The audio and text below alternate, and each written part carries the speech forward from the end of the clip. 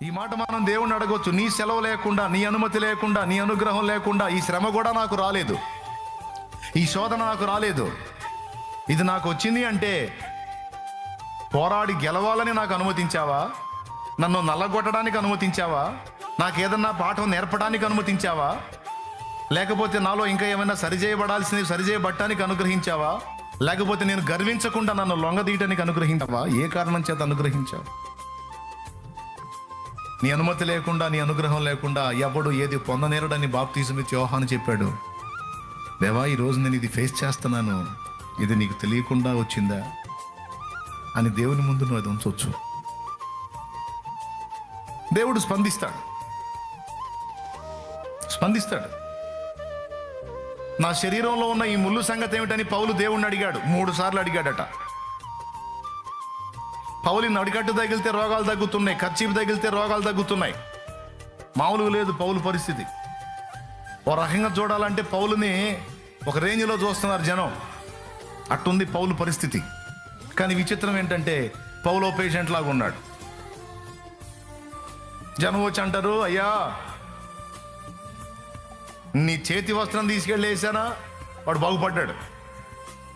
నీ నడుకట్టు తగిలిందా, మా వాడు స్వస్థత పొందాడని వాళ్ళు ఇళ్ళు వచ్చి చెబుతుంటే నాకు తెలిసి పౌలు నవ్వుకొని ఉండాలి. నా నడికట్టుకి, నా చేతి వస్త్రానికి అంత శక్తి ఉంటే నాకున్న బలహీనత సంగతి ఏమిటి? పౌలు దేవుణ్ణి అడిగాడు 3 సార్లు, నాకున్న బలహీనత తీసివేయి తండ్రి అని. ఆయన అన్నాడు, నా కృప నీకు చాలు, బలహీనత ఎందే నా శక్తి పరిపూర్ణమగుచున్నది, అది తీసేయని నన్ను అడగొద్దు, అది కొనసాగిద్ది అన్నాడు. అయినా నీకేం కాదు, నా కృప నీకుందన్నాడు. ఎందుకు దీన్ని అనుమతించావు అని ప్రశ్నిస్తే దేవుని సమాధానం, నీకు నేను ఇచ్చిన ప్రత్యక్షతలు విశేషంగా ఉన్నాయి, అందుకే నువ్వు హెచ్చిపోకుండా ఆ ముళ్ళు నీకు ఉంచాను అన్నాడు. ఏమన్నా అర్థమైందా మీకు? కొన్నిసార్లు ముళ్ళులా మనల్ని గుచ్చుతున్న శోధనలు కూడా కొన్ని ప్రత్యేకమైన కారణాలను బట్టి మనకు అనుమతించబడతాయని నీకు తెలుసా? కొంతమంది భర్తలో భార్యలకు ముళ్ళు.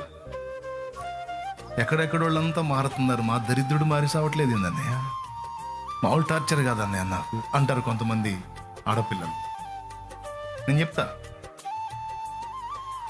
నీవు పరిపూర్ణతలోనికి వచ్చినట్లు, నీవు కొన్ని విషయాల్లో సరిచేయబడినట్లు, బ్యాలెన్స్ అగునట్లు అదొక ముళ్ళు అంతే. అంటే ఈ ముళ్ళు బతుకంతా భరించాల్సిందనా? మారడా? మార్చుకుంటాడు దేవుడు. ఈలోపు నువ్వు సరిచేయబడాల్సినవి కొన్ని ఉన్నాయి, అవన్నీ బ్యాలెన్స్ అయిన దాకా ఆ ముళ్ళు గుచ్చుతానే ఉంటుంది. నువ్వు బ్యాలెన్స్ అయిన తర్వాత ఆ ముళ్ళు విరిగిపోయింది, ఆ వ్యక్తి కూడా మార్పు చెందే అవకాశం ఉంది. తిరస్కరించి